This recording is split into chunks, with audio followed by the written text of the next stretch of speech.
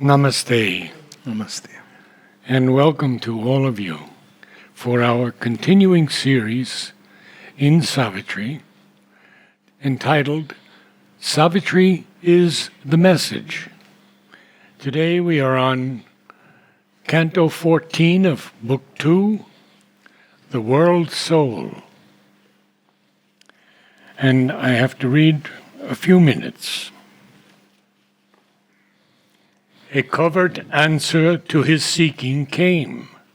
In a far shimmering background of mind space, a glowing mouth was seen, a luminous shaft, a recluse gate it seemed, musing on joy, a veiled retreat and escape to mystery. Away from the unsatisfied surface world, it fled into the bosom of the unknown, a well, a tunnel of the depths of God. It plunged as if a mystic groove of hope through many layers of formless, voiceless self to reach the last profound of the world's heart.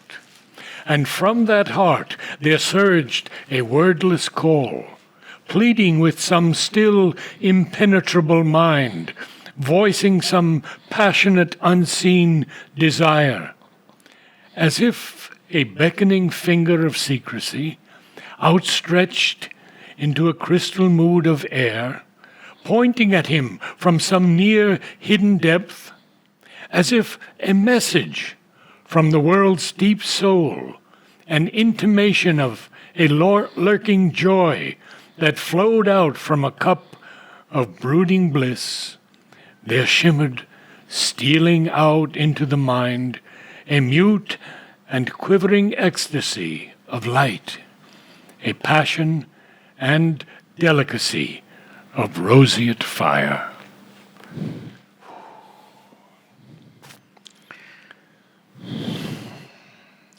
The world soul is none else but the cosmic divine, Krishna as the indwelling universal, if you want to put it in Indian terms. Krishna is the word which means one who draws us, akarshan, that's how the word goes. So he is the source who draws us all towards him, even when we are helplessly attracted towards him. That grand vision on the battlefield of Kurukshetra, some people get scared because they see, oh God, this is terrific. Terrific it is, no doubt about it. Terrifying to the ego, but gratifying to the soul. Terrific in the sense, all the warriors are going into his mouth. So people get very scared. But then, into whose mouth? The mouth, like a luminous shaft. The divine is drawing all of them into himself. Some of those warriors who are standing against his will, even they are being drawn to him. So actually it gives hope. if those who are the opponents, even they are being drawn into him. Here in the earthly play there is for and against, but he is the one who draws all creatures back into himself, destroys the ego and liberates that true formless self. In this canto, we also see the beautiful journey of the soul after death that comes later on. Yes. So, this is the limit to which the human soul can ordinarily go. And after this, there is the beyond, which is the greater knowledge. And no yogi can pass beyond it. If he tries to do it, he will have to take a leap and never come back. So, here we see a very interesting description of Ashapati's yoga. Ashapati has gone through all the layers seeking for the mystery, the meaning of this creation, the solution to the riddle of creation, the power that can transmute it. And he goes step by step, step by step. Then he enters into a space called in the self of mind. And in the self of mind, he experiences what is called normally as, Nirgun Brahma. So that's where he experiences that state where there is impersonality, there is the wide hush, immobility. Yes. And there, when he is there, then he discovered that escape is the only remedy. That's how he experiences it. But that's not what he is seeking. So if you see the previous canto, That's what it ends with. In the self of mind, to be was a prison, extinction the escape.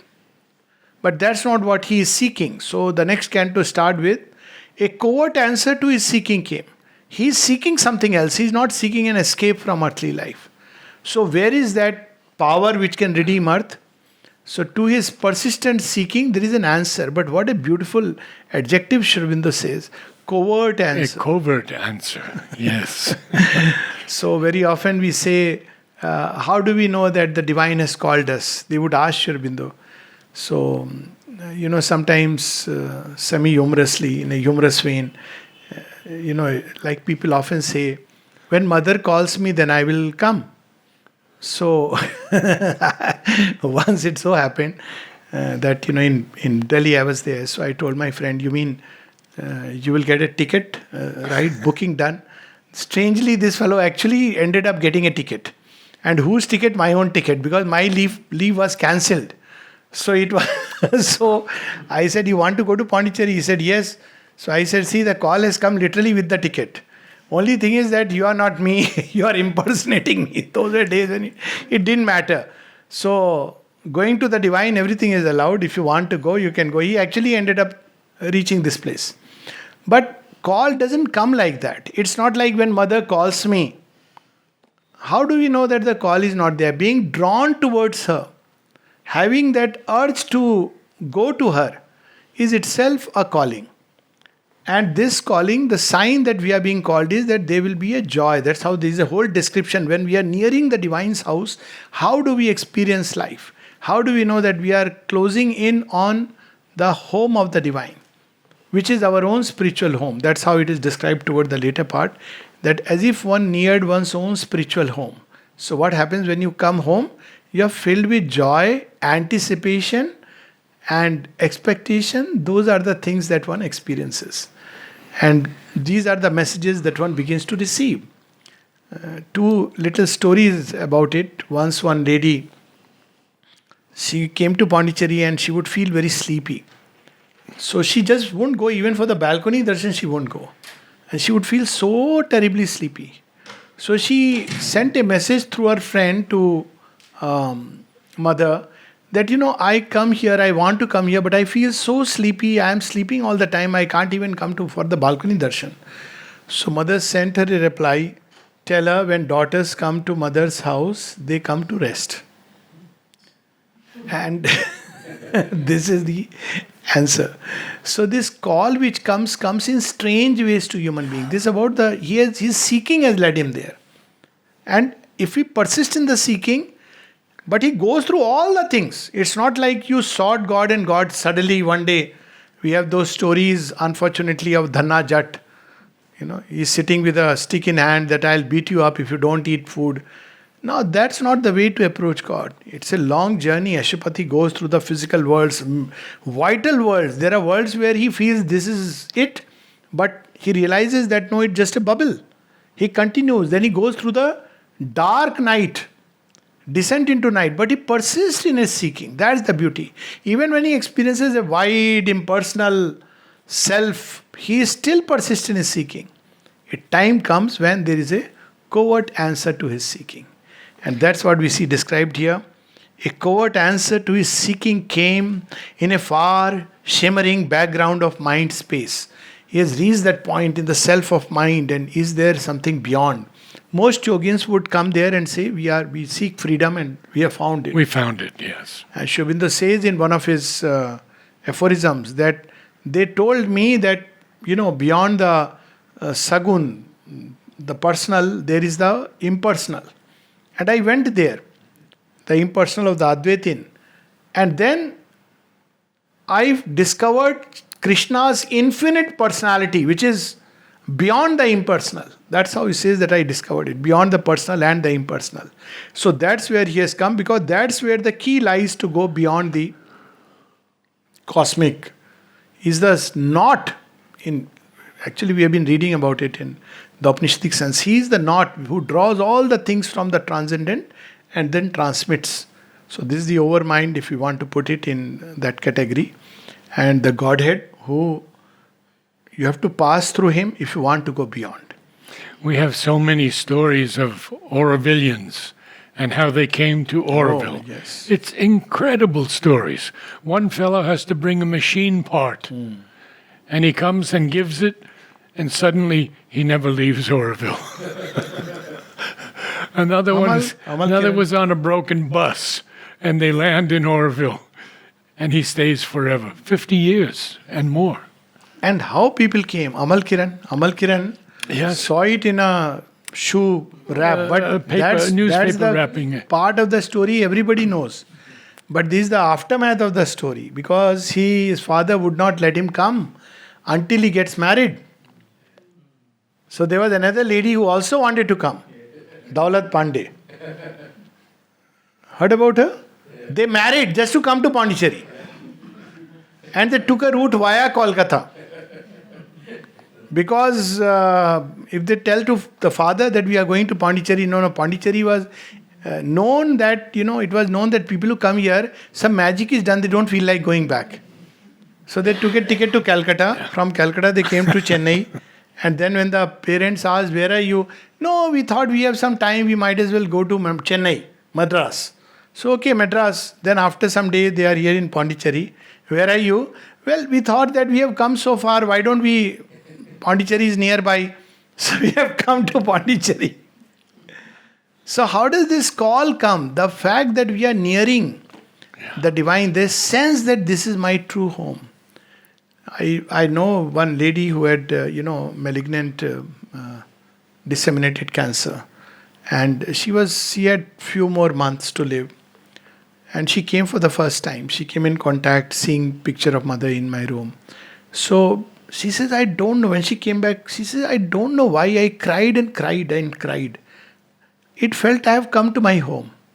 I said, yes, that is the sense that one gets, that one is in one's spiritual home. So this is what we'll see here. A veiled retreat and escape to mystery. It's not an escape into the inane, but mystery in the highest sense of the word. Away from the unsatisfied surface world. That's why Shri Krishna says in the Gita, Anityam asukham lokam bhajasvamam. This transient, dissatisfied world, come to me. A well, a tunnel of the depths of God. This is mystic experience where one passes through that tunnel.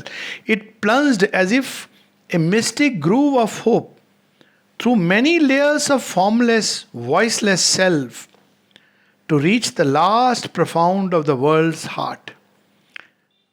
And from that heart there surged a wordless call, pleading with some still impenetrable mind, voicing some passionate unseen desire, pleading. Just imagine the word. Divine is pleading. Why are you? You don't have to suffer. Come to me. Pleading.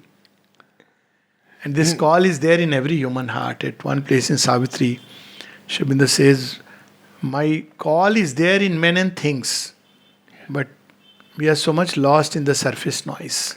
But Sri Aurobindo does tell us that once we have answered the call, we are going to realize what we came for. He says, it is more true than 2 plus 2 equals to 4. Yes. Only the passage is there, and you have to persist through. That's what the message of 17th November. You have to persist. It's a journey like any journey. You may have, like yesterday, what was it, cyclone, and all kinds of obstacles you have to face. But he who persists. That's the whole story. As if a beckoning finger of secrecy. Can you imagine what an image this is? What is that beckoning finger of secrecy? If you have to do it in a gesture form, it's like, come. Yes. Beckoning finger of secrecy, come.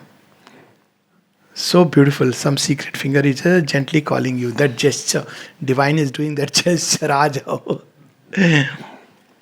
Outstretched into a crystal mood of air, pointing at him from some near hidden depth, as if a message from the world's deep soul, an intimation of a lurking joy. You begin to feel that joy. That two things are a sign that divine presence is nearby. One is peace and the second is ananda. Yes. Peace is the sign of the static divine presence, Yes. Ananda of the dynamic presence. So generally, Sri Aurobindo's presence is peace. Mother's presence is Ananda. It's like that. So that spiritual joy one begins to experience. And the opposite is also true. If one is feeling restless, agitated, then other influences are working around, because that's just the contrary to the divine. An intimation of a lurking joy that flowed out from a cup of brooding bliss. You can imagine the Godhead, with that cup of bliss. And as he's drinking, some prasad is flowing down, and you are near. You taste it and you are filled with joy. Somebody could make a painting out of it. There shimmered, stealing out into the mind, a mute and quivering ecstasy of light, a passion and delicacy of roseate fire. And then comes this beautiful 3 lines. As one drawn to his lost spiritual home. This is the inner meaning of the lost tribes of Israel. So it's very interesting, because there are 12 tribes and 12th is the lost tribe of Israel. And where are they going? They are looking for their true home. It's a symbolic story. Of course, it manifests on earth through all the trauma and trouble. But the symbol of the story, look at the 12th tribe. There is a kind of one of the root races which are searching for that lost home. And that's why we are never fully at home till we have found the divine. And when we find the divine, we are at home everywhere. And that's sometimes people get, are you comfortable? Yes, this is like my home. But the other person may think, oh, when are you leaving? It's too much of my home. But that's the feeling you get, because you have discovered your home which is in the divine. So spiritual home feels now the closeness of a waiting love. That story again and again comes to mind. Narad, I am waiting. I am thirsty, I am waiting. Waiting love. He describes Savitri as the lyric of love that waits through time. Into a passage dim and tremulous that clasped him in from day and night's pursuit. He travelled led by mysterious sound. So then we find the whole description is of the different kinds of sounds that one experiences in the process of... I'd like to read that one. Yeah, please. Because for me, that mysterious sound, when all sounds combine, becomes Om. Yes. He traveled, led by a mysterious sound, a murmur, multitudinous and lone. This, I'll just mention, Sure. like a murmur, multitudinous and lone. Now, have you, those who are familiar with Brahmari, you know what you do? It's like that. Yes. You see, so there is it's not only about the technique outer, that's probably important, but not so important. But when you make that sound, you are trying to, in outward ways, bring out that sound which actually there is an experience of that sound inwardly. That multitudinous and lone. Yeah. All sounds it was in turn, yet still the same. A hidden call to unforeseen delight in the summoning voice of one long known, well loved, but nameless to the unremembering mind. It led to rapture back the truant heart. What a, truant heart. The heart that is strayed away from the one true love. It goes here, there, looking for that heart which is waiting, calling. And what is it? Summoning voice of one long known, well loved. So one of the signs that one is initiated into the yoga is one recognizes the mother. Oh, she is the one. It's not about one life. Lifetime since beginning. There is this relation which declares itself. The divine knows it, we don't know it. The day we know it, then the bridge has been built from this side also. So But No, I do remember when we met Mother on Annie's birthday on December 18th, 1968. Mother looked at her and said, I quote, "This is not the first time we have met. You have been with me many times before. Many, many times." see. So it led to rapture back the truant heart. One line conveys so much, and this truant heart. And it's a journey, it is a passage through which one goes till the heart becomes ready and ripe. If the divine comes straight away and says, you know what, you are looking for me. Sir, I'm sorry, what's your identity card? What's your number? No, me. Sir, please, I am looking for someone else. So one goes. There also he is there. That's why he lures us and then leaves us to weeping again. That's the play. Each lure is ultimately a snare that Krishna weaves around our souls. And each leaving is Krishna's grace, that he reminds us that not yet. So this is called in Indian parlance Vaishnavi Maya. Vaishnavi Maya lures us through apparent forms ultimately toward the divine. Because it's necessary for, our evolution.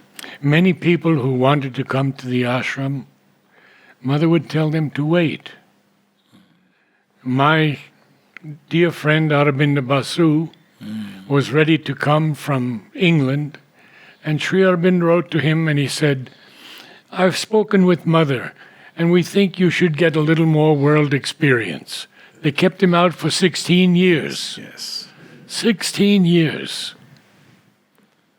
And Absolutely. Then, you see. Yeah. The immortal cry. Where am I? Page? The immortal cry, page. Wait, I'll dig it out. Yeah, I think I lost it. Just I the think previous. it's No, back. just the There previous it is, page. here. Yes, the immortal. The immortal cry ravished the captive ear. Then, lowering its imperious mystery, it sang to a whisper, circling round the soul. It seemed the yearning of a lonely flute that roamed along the shores of memory and filled the eyes with tears of longing joy. So when Sri Aurobindo was asked what is flute a symbol of Krishna's entire thing, the peacock plumage is the sign of victory. And the flute, he said, it's the symbol of the call of the divine. And look at these two lines, yearning of a lonely flute. So you see how these stories in the Bhagavad, they have been, when she was asked that people say that they are myths, Mother said no. They were seers who saw the truth and gave it this form. That is the call of Krishna, the gopis are running, gops and gopis. They don't care about anything else, but want to dance with him. And what time is chosen? Midnight. When the world is asleep to the call, they are quietly, gracefully sleeping.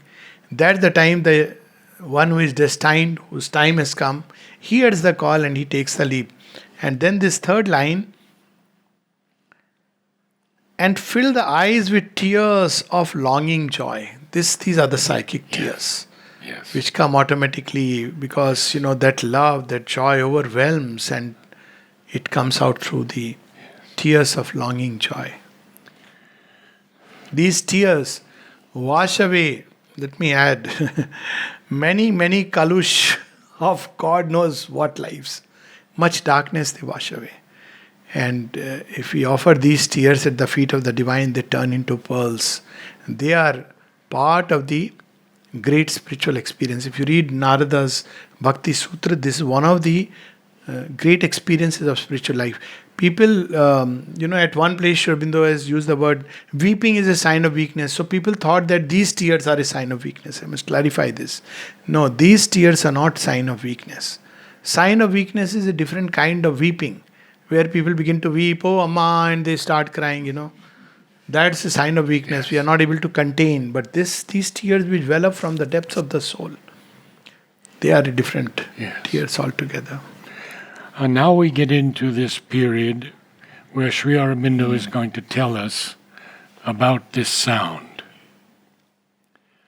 A cricket's rash and fiery single note, it marked with shrill melody night's moonless hush, and beat upon a nerve of mystic sleep, its high, insistent, magical reveille. So you see, in nature, this is reproduced.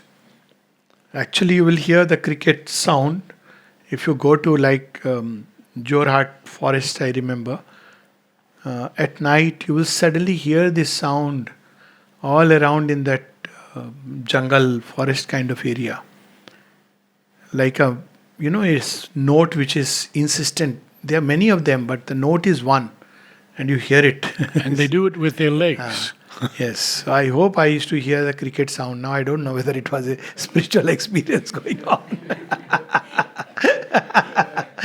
No, but cricket sound is real, and you actually hear it in the night moonless hush. Yes. That's when you hear it. You can hear it in the silence. That's the kind of sound which is the first step. So there are different stages in which the sound comes. A jingling silver laugh of anklet bells traveled the roads of a solitary heart. Its dance solaced an eternal loneliness. Now this also you see the image of jingling bells, eternal loneliness. Yes. When people are going in a bullock cart, they used to put these anklets around the neck of the bullock. So it's very fascinating that, otherwise you will tend to sleep or something. You're going on a lonely road. Yeah. But this tinkling, especially if you hear from far away, it has an amazing quality of drawing you. Why? Because this is again another mystic experience. So a lot of things in India you will see from Ghanta and all these things. They're all gong. They're all mystic experiences. Or when you go to the Buddhist shrines where they have that chakra, Dharma chakra. So they are all trying to bring out something of that mystic experience in outer life, or that Tal Manjira. They're all meant to communicate something. Yeah.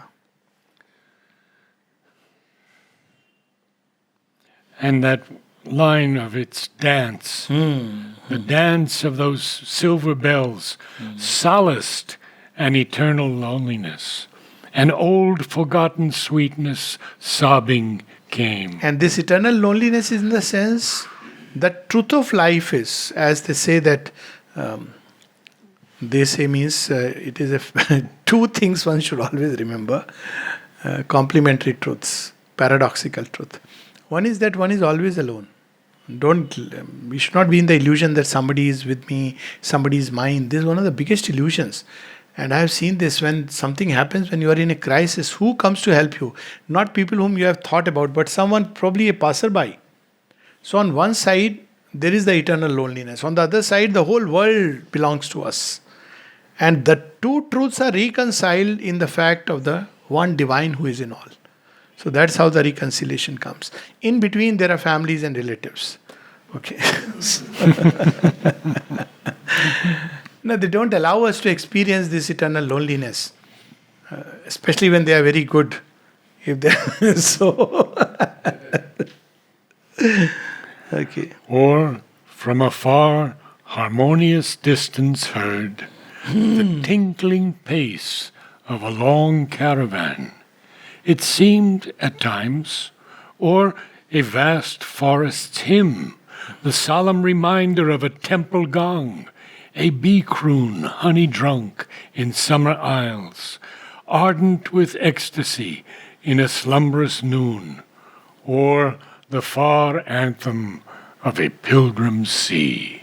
And now we understand that why these sounds still have a soothing effect upon our being. Yeah. The temple gong, instantly it tends to do something to you. That tinkling caravan, I'm sure some of us have heard it in villages when people would go through, and it had some effect which is magical, which you can't understand. Sea, just capturing the sound of the sea or sitting by the side of the sea. Forest hymn. All these have this capacity to bring us back to contact with the truth of our own soul. Just the sound has this ability. More than even listening to a raga, these sounds have that capacity. At one point of time, someone had actually tried to capture sounds of nature. And one of them, which is most helpful, is the sea, the anthem of a sea.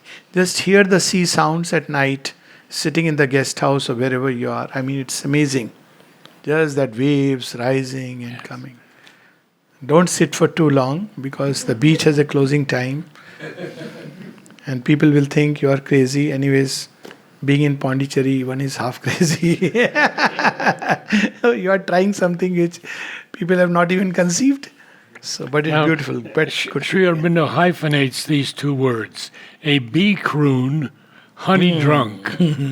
And if you've listened to the bees when they're filled with honey, or pollen actually, and they're bringing it to the queen.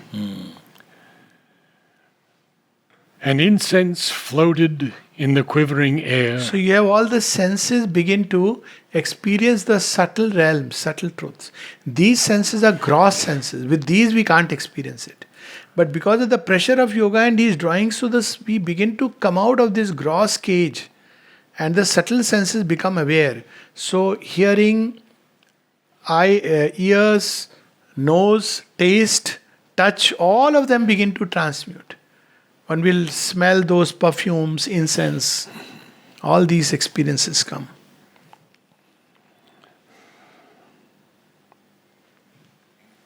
A mystic happiness. Missed it again. Yeah.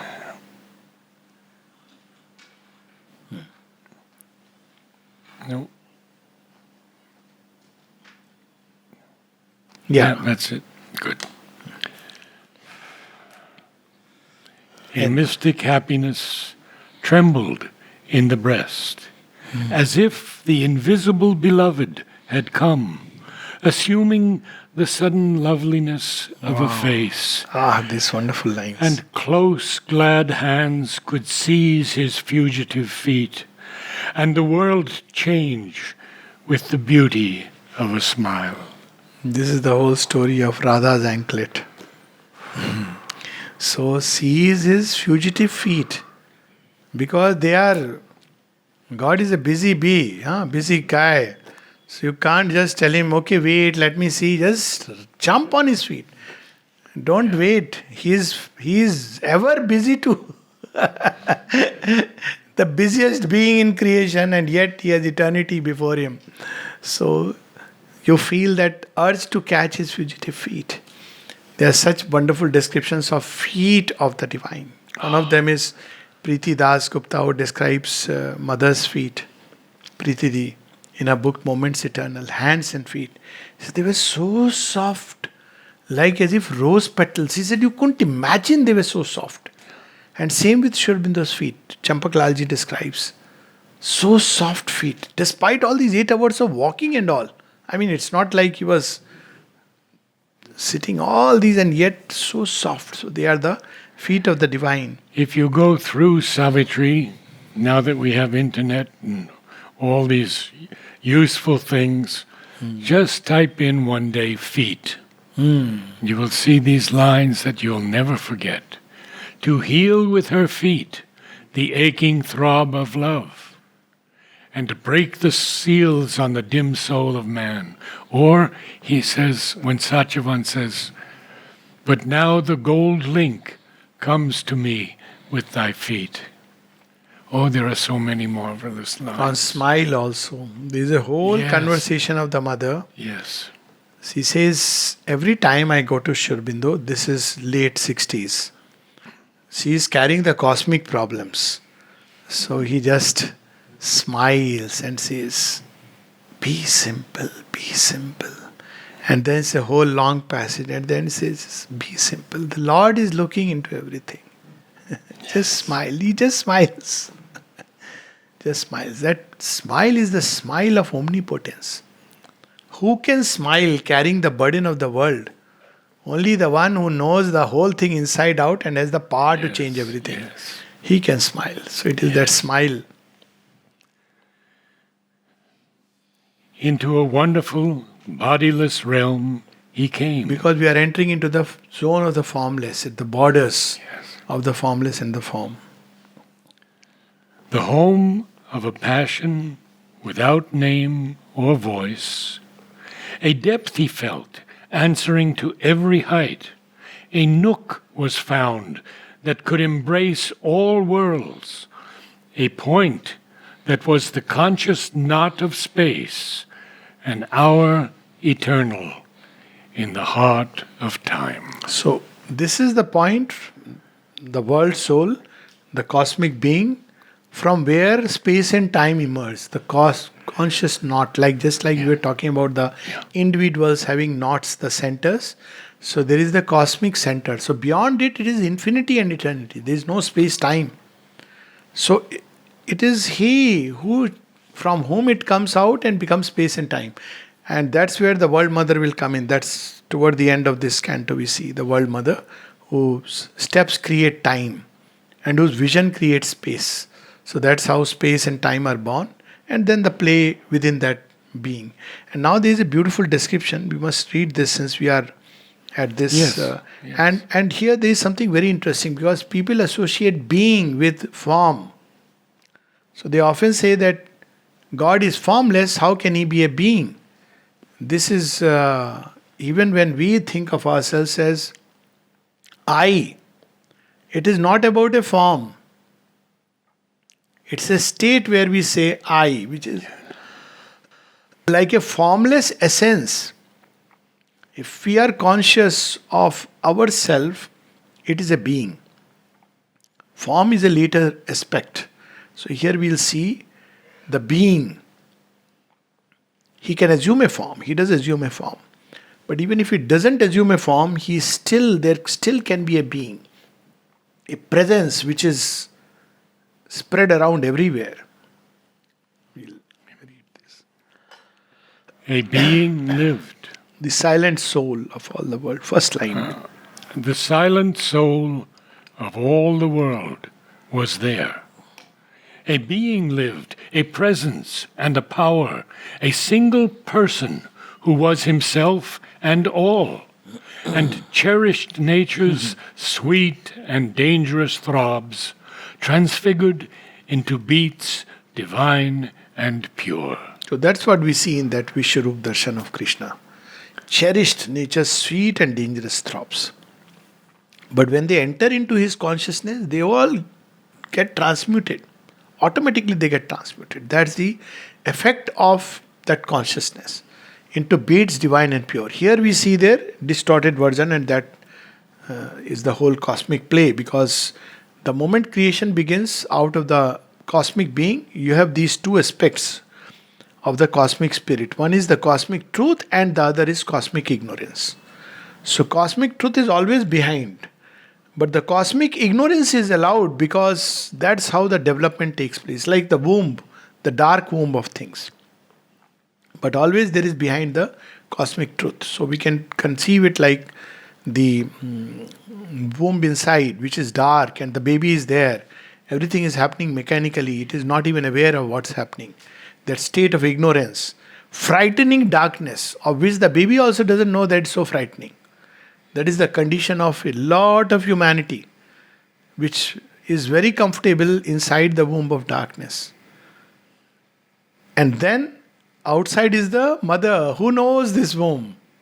That's the cosmic truth. It is feeding, doing everything. And then there is the being of the mother whom the baby will still take time to recognize. The passage from the darkness to the light is a painful passage. And yet it takes place, but then the real life and real adventure begins. Before that, it's all life is carrying us to whichever place. One who could love without return for love. This is the one whom we are seeking for. This is Unconditional love. Today everybody wants unconditional love. Please, only divine can give it. Don't burden any human being with this expectation. Even if he is divine, you will not be satisfied, because then he will love universally. You want unconditional love and exclusive love? Well, Mother said that. She said that basically when you want somebody to love you exclusively, you are looking for a divine only for yourself. Whether we like it or not, well, that's not how the original plan is. So that's the story of Krishna, who is with all, and each one believes or thinks that he loves me. But Krishna is vast, universal. Now, what will happen in the new creation is still something to be surmised, but this is how it will declare the truth of a relationship. But it's a long process. Till then, we have to understand that the only one who can love us unconditionally, without return, is Krishna, is the divine, divine being. Before that, it all starts very well. I love you unconditionally. But the condition, like in what is that, share mutual funds. So all the conditions are below in conditions apply. In short, this thing, and rapidly they will say in television, the advert, very fast, subject to market risks. But it appears unconditional and very satisfying, because the moment you mention unconditional love, why? Because it is only divine who can do it. It is very, very satisfying. Conditions begin to come sometimes very soon. I didn't have any, I want nothing for myself, but my parents, at least you must take care. In Indian setting, it starts from there. Then it starts one by one, till ultimately you say, what is this unconditional love you spoke about? Only and only the divine can love unconditionally. And of course, a consciousness identified with the divine. But let's not enter into that. Only the divine can love unconditionally. And what he would do then? Meeting and turning to the best, the worst. Even if you throw at the divine, you see, the story of Shishupal, people again get it, in my view, wrong. What is the story? He abused Shri Krishna and at the end he beheaded him. And they use the word justice. I look at it as compassion. So, he was, with every abuse, he was remembering Krishna. Whom he was abusing? Krishna. Krishna says, you are so fond of me, come, I'll take you into myself. That's why that death is called as Uddhar. You read it actually in the stories. It is not killed. This is the English translation, because there is no equivalent word. Killed. Krishna killed Shishupal. But if you read in Hindi, it is Uddhar. Uddhar means liberated him from that terrible state of being in which he is caught. So this is the Uddhar, where there is perfect compassion. He says, okay, you are remembering me so much. Come, I'll absorb you into myself. The only way it could be done was to free him from the misused bodies and the darkened mind. So we can look at, so even when the divine apparently destroys, there is full compassion and love. He slays without stint and is full of compassion. He wars for the world and its ultimate years. So we have here, he meeting and turning to the best, the worst. But he tries that if it can be harmonious. Even the worst, when we throw to the divine, we have come into contact with the divine.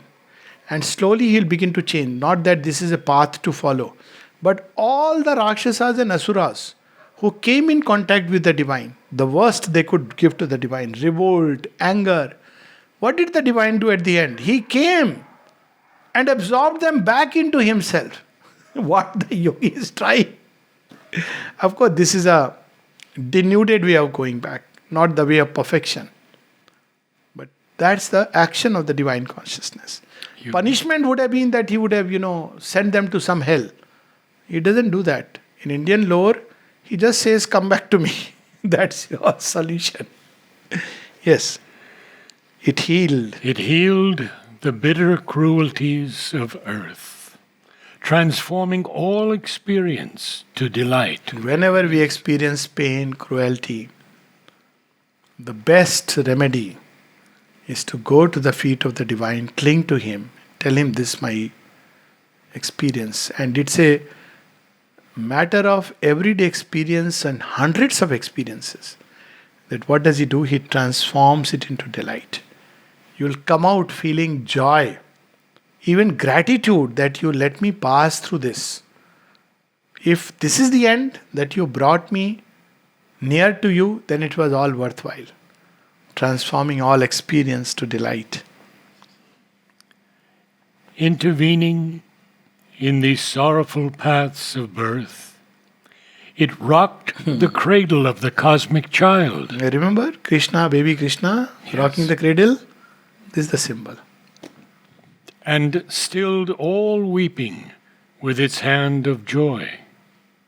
It led things evil towards their secret good. It turned racked falsehood into happy truth.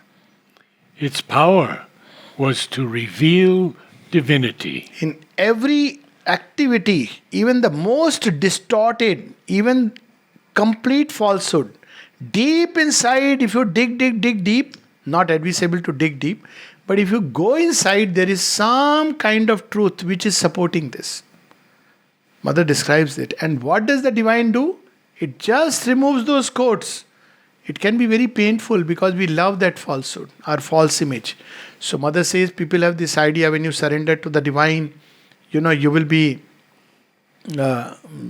lose your individuality. She says no, on the contrary, that she has used a very interesting word, aggrandizes it. She says whatever is capable of being lifted up to divine height, she will take it there. And whatever was false, it will drop away. So sometime, because as human beings we cling to falsehood, that's when the problem comes. But he will reveal the divine truth which is inside, which may be a small little grain. But that was his power to draw that grain out. And sometimes that can be unnerving, but that's exactly what is the action of the divine when we draw near him. We lose all that is false and we discover ourselves in the divine. That is again the story of all the gopis, bathing. And he says, drop you. Sri Aurobindo has immortalized this story in one aphorism. When God robbed me of my robe of vice, sin, I let it go happily. So nice. But then when he plucked at my robe of virtue, I said, no, I am a virtuous man. How can you take away my robe of virtue? But as another mystic has said, जाके तुमी बोहिते चाहो अपार प्रेमेर बार एके बारी सबई तुमी घचाओ दाओ तार ना थाके तार मान अपमान ना थाके तार धन एकला करो तुमी ओके करो अकिंचन. You tear away every dress in which he is concealing, hidden himself. He will not only pluck away our outer dress, next will be VIP inside. Pluck away then everything. You can't hide your shame. Because before him, when we go, just as, what do mothers do to a child? That's exactly the action of the divine. Come. Child says, no, I don't want to take a bath. It's not about you. I'll give you a bath because you're dirty. No, mama, this, that. Mama crying, rubbing with soap. Mama, don't do. You're a bad mama. Mama doesn't bother. After the child is given a bath, comes out and says, thank you, mama, you're so nice. Come now, have your breakfast. This is exactly the way divine works. And he will, once he start the action, it's a washing machine, cauldron. Ashram I describe as the Divine Mother's washing machine. Once you are in it, topsy-turvy everywhere you... See, once the washing machine door is shut, you can't say kholo. You are in it. Once you are in the divine action, whatever it is there, the universal, you can't say, no, I didn't sign up for this. You signed up for me, no, trust me, not the machine. I am the one who is controlling the machine. So that's how it is. We'll continue on. Yeah, we'll finish this passage. It's so wonderful, Infinite, coeval with the mind of God, it bore within itself a seed, a flame, a seed from which the eternal is newborn, a flame that cancels death in mortal things. That's the origin of the Jivatma, the soul. And it knows the divine. That's why in the Gita, Shri Krishna says, Mamaiva Ansha. It is me whose Ansh is there in the Jiva. But then how he becomes the Jiva? There he gives the Divine Mother, Para Prakriti Jiva Bhuta. It is that Ansha. There you discover, that's the home from which we came. That's why the Jiva is always attracted to the divine. When it doesn't understand the divine, then it is attracted towards some image of the divine it conceives. Its image may be divine is all powerful, but it doesn't believe in God. So what does it do? It goes to the politician and believes he is all powerful. It's a mistaken identity. Question of mistaken identity. But basically, he's looking for a being of power.